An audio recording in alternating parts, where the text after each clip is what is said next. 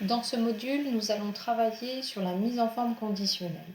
Nous l'avons déjà vu précédemment dans les cours en présentiel, mais pour pallier à ce petit virus, je refais un point dessus.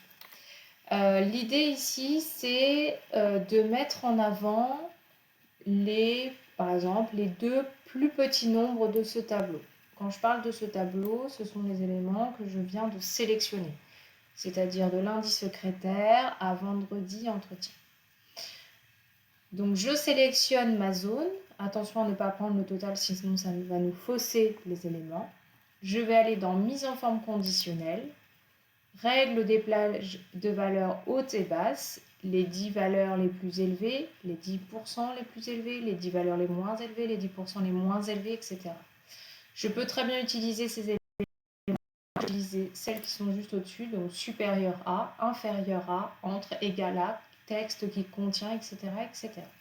Dans les règles des valeurs des plages hautes et basses, je vais par exemple prendre les 10 valeurs les moins élevées. Je lui dis le nombre d'éléments que j'ai besoin. Par exemple, je n'en veux que 2.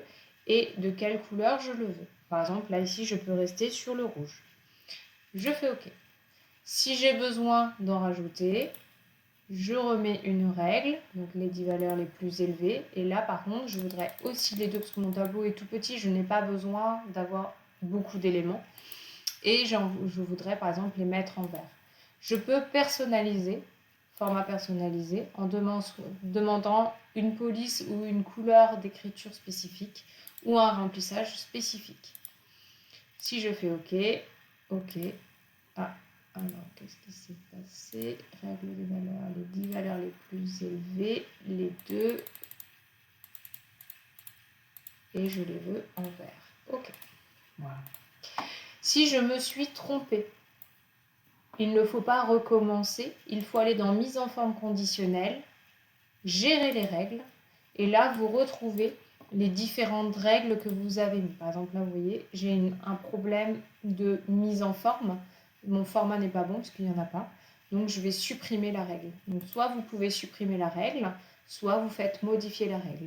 Là, cela signifie que j'ai choisi la règle la plus basse, les deux plus basses, et que je les veux en rouge, et la zone dans laquelle je veux travailler.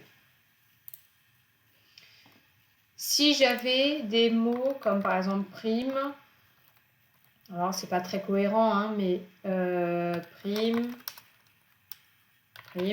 et que je voudrais que mes éléments apparaissent automatiquement en rouge ou en vert ou en couleur, dans règle de mise en surbrillance, ici j'ai texte qui contient.